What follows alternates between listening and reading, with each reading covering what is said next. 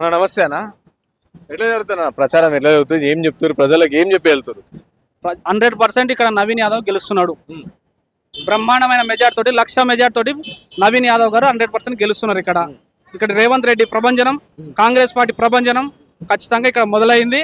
ఇక్కడ ఉన్నటువంటి దొరల అహంకార పాలనని 22 నెలల కింద పాతిపెట్టిరు. ఈ రోజు నవశకానికి యువ నాయకుడిని ఎన్నుకొని ఇక్కడ ఎమ్మెల్యేగా ప్రజలంతా ఎన్నుకోనికి సిద్ధంగా ఉన్నారు. అంటే కేటీఆర్ బీఆర్ఎస్ పార్టీ ఏం చెప్తున్నారంటే జూబ్లీ హిల్స్ లో మీకు రామరాజ్యం కావాలా, రౌడీ రాజ్యం కావాలా, ఒకవేళ కాంగ్రెస్ పార్టీకి ఓటేస్తే రౌడీ రాజ్యం వస్తుంది జాగ్రత్త అని చెప్పేసి బీఆర్ఎస్ పార్టీ చెప్తారు. ఇక్కడ రౌడీలు ఎవరు? Congress party, TRS party, rowdy BRS party.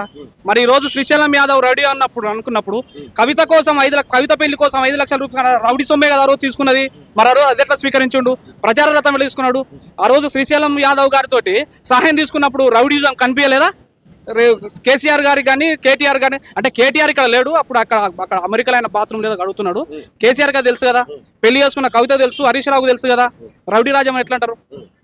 100% ఇది రామరాజ్యం. ఇది శ్రీశైలం యాదవ్ అనేట ఆయన ఈ జూబ్లీ హిల్స్ గడ్డ మీద ప్రతి ఒక్క ఇంట్లో కూడా దేవుళ్ళు సమానంగా చూస్తున్నారు. నేను నిన్న కూడా ఒక సోషల్ మీడియా చూశాను, ఒక మిత్రుడు, సోషల్ మీడియా రిపోర్టర్ మిత్రుడు కూడా అడిగాడు శ్రీశైలం యాదవ్ని, ఇక్కడ మీరు రౌడీ అంటున్నారు, ఏంటంటే లేదు ఒకసారి ప్రజల్లో తెలుసుకోండి అని చెప్పేసి లైవ్ దాదాపు ఒక 100 మందిని ఆ మిత్రుడు కూడా అడిగిండు. ప్రతి ఒక్కరు కూడా శ్రీశైలం యాదవ్ని మాకు రౌడీ కాదు దేవుడు అని కొలుస్తున్నారు. మీ భ్రమలో మీరు రౌడీ అనుకుంటే కాదు. రౌడీ రాజ్యమా రామరాజ్యం అనేది నీ ఇంట్లో నీ చెల్లెల్ని బయటకు పంపించినావు. నువ్వు రౌడీవా బుద్ధిమంతునివా నువ్వు? మరి నీ చెల్లెకో న్యాయం, యువతలనేమా? నీ ఇల్లు నువ్వు చక్క పెట్టుకోలేనప్పుడు జూబ్లీ హిల్స్ లో ఏం చక్క పెడతావు? ఇక్కడ డెవలపింగ్ జరిగింది అంటున్నావు కదా గోపీనాథ్ హయాంలా. ఇక్కడ ఉన్న స్లమ్ చూడండి, ఎక్కడ పడితే అక్కడ ఆ వాటర్ పోతున్నాయి. ఒకసారి చూసిరండి స్లమ్లో. ఇదంతా కూడా కాలయాపన చేసుకోవడం కోసం జనాలను ఇంకా 10 ఏళ్ళు మోసం చేసిండు కేటీ రామారావు, కేసీఆర్, హరీష్ రావు. మళ్ళీ కూడా మోసం చేయని కానీ జనాలని భ్రమలోకి నెట్టడం కోసం ఇవన్నీ మాట్లాడుతున్నాడు. అంటే 10 ఏళ్ళుగా మోసం చేయలేదు, 10 ఏళ్ళుగా అభివృద్ధి చేసామని తెలంగాణ బంగారు తెలంగాణగా మార్చామని చెప్పి వాళ్ళు చెప్పారు. తెలంగాణ రాష్ట్ర ముఖ్య ఉద్దేశం నీళ్లు, నిధులు, నియామకాలు. ఎంతో మంది 1400 మంది విద్యార్థులు అమరవీరులు అయ్యారు. ఎక్కడ ఏ ఒక్క విద్యార్థి కూడా ఉద్యోగం రాలే.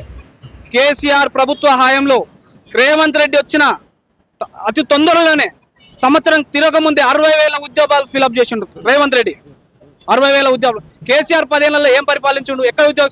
ఒక డిఎస్సి చేసిండు.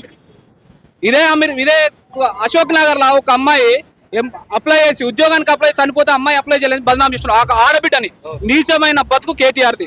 కేటీఆర్ రాసలీలలు, కేసీఆర్ వ్యవస్థ మొత్తం తెలుసు. ఈ రోజు కూడా కేటీ రామారావు కేవలం డ్రామారావుగా డ్రామాలు చెప్పుకొని బతకడం తప్ప వేరే ఉద్దేశం లేదు. అంటే కాంగ్రెస్ పార్టీ 20 నెలలు అయింది అధికారంలోకి వచ్చి, ఏం చేయలే, ఇచ్చిన 6 గంటలు ఎక్కడ కూడా అమలు అవుతలేదు అని చెప్పేసి బీఆర్ఎస్ పార్టీకి సంబంధించిన కొంతమంది బాకీ కార్డులు కూడా ప్రచారం చేస్తున్నారు. బ్రదర్, అంటే ప్రభుత్వం ఏర్పడ్డ కొద్ది రోజులనే మహిళలకు ఫ్రీ బస్ ఇచ్చింది, ఇందిరమ్మ ఇండ్లు ఇచ్చింది, 60,000 ఉద్యోగాలు ఇచ్చినాడు, గ్యాస్ సిలిండర్ ఇచ్చినాడు, కరెంటు బిల్లు ఇచ్చినాడు. అవును, ఖజానా మొత్తం ఖాళీ అయిపోయింది, సమకూరుస్తున్నాడు. త్వరలోని అన్ని కూడా న్యాయం జరుగుతుంది. ఈ 3 ఏళ్లే కాదు, ఇంకో 5 ఏళ్ళు కూడా ఇక్కడ వచ్చేది కాంగ్రెస్ గవర్నమెంట్. రేవంత్ రెడ్డి గారు సీఎం అవుతున్నాడు. ఖచ్చితంగా ప్రజాపాలన జరుగుతుంది, ప్రతి ఒక్కరు కూడా న్యాయం జరుగుతుంది. అంటే ప్రజలు సంతోషంగా లేరు, చాలా వ్యతిరేకత ఉంది కాంగ్రెస్ పార్టీ పైన అని చెప్పేసి కూడా బీజేపీ పార్టీ. బీఆర్ఎస్ కాంగ్రెస్ మీద విమర్శ చేయడం కామన్, బీజేపీ పార్టీ కాంగ్రెస్ మీద విమర్శలు చేయడం కామన్. ప్రతిపక్షం అధికార పార్టీ మీద ఏ పార్టీ అయినా విమర్శ చేస్తుంది. ప్రజలు దీనిని క్షుణ్ణంగా పరిశీలిస్తున్నారు. ఈ రోజు రేవంత్ రెడ్డి నాయకత్వాన్ని ప్రజలు నమ్ముతున్నారు. ఇంకో 10 ఏళ్ళు కూడా రేవంత్ రెడ్డికి పట్టం కట్టడానికి సిద్ధంగా ఉన్నారు, కాంగ్రెస్ పార్టీకి పట్టం కట్టడానికి సిద్ధంగా ఉన్నారు. ఇవన్నీ మాయమాటలు. కేటీ రామారావుకి నిజంగా కూడా ప్రజల మీద చిత్తశుద్ధి ఉంటే దళితులకు 3 ఎకరాల భూమి ఎందుకు ఇయ్యలే? ప్రతి డబుల్ బెడ్రూమ్లు ఎందుకు ఇయ్యలే? ఉద్యోగాలు ఎందుకు ఫిలప్ చేయలే? ఎక్కడ నిధులు నియామకాలు ఎక్కడ జరిగినాయి? అంతా కూడా గత ప్రభుత్వాల జరిగినటువంటి స్కీమ్స్ ఇంప్లిమెంట్ కొనసాగించిన తప్ప కొత్త స్కీమ్ తీసుకొచ్చింది ఏమి లేదు. రైతు బంధు పథకం చెప్తున్నాం. రైతు బంధు పథకము 10 ఎకరాల భూమిలోనికి రైతు బంధు ఇచ్చినాం, 2 ఎకరాలు రైతు బంధు ఇచ్చినాం. ఎవరికి లాభం జరుగుతుంది? 10 ఎకరాలకు 50 వస్తారు, 2 ఎకరాలు 10,000 వస్తాయి. మరి ధనికునే ఇస్తున్నాడు, గరీబోనాడు. న్యాయం ఎక్కడ జరిగింది సామాన్య ప్రజలకి?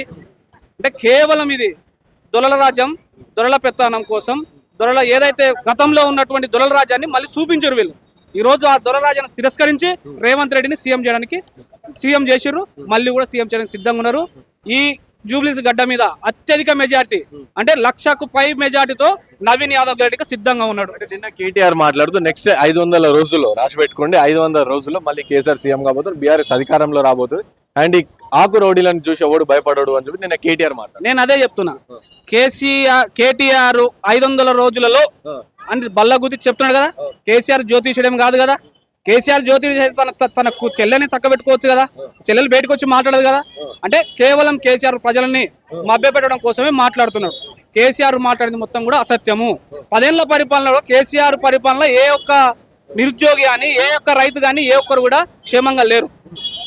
కేవలం తీసుకొచ్చిన పథకాలు కూడా పేదవాడిని అణచివేసి దళితుని ఇంకా ధనికులు చేసింది తప్ప వేరే ఉద్దేశం లేదు. ఒకవేళ పరిపాలన బాగుంటే రేవంత్ కాంగ్రెస్ పార్టీ అధికారంలో ఎందుకు వస్తుంది? నువ్వు ఓడిపోయినావు, కొన్ని రోజులు ఓపికతోడు చూడు, తర్వాత మాట్లాడు. నీకు ఇంకా 3 ఏళ్ళ టైం ఉంది కదా, సగం కాలం కూడా కడవలే కదా. నువ్వు సగం అంటే దాదాపు ఒక 75% ప్రభుత్వం పరిపాలన అయిపోయినాక నువ్వు ప్రతిపక్షం మాట్లాడాలి. ఈ రోజు నువ్వు సర్పంచులకు బిల్లులు ఆపింది నువ్వే. మీ గవర్నమెంట్ హయాంలో జరిగిన తప్పుల మొత్తం మేము సరి చేస్తున్నాం, టైం పడుతుంది. మీరు సరి చేస్తున్నాం కాబట్టి ఖచ్చితంగా ప్రతి ఒక్క పౌరునికి న్యాయం జరుగుతుంది. అది ఇచ్చినటువంటి హామీలు మొత్తం కూడా నెరవేర్చిన తర్వాతనే మళ్ళీ ఓట్లకు వస్తుంది కాంగ్రెస్ పార్టీ.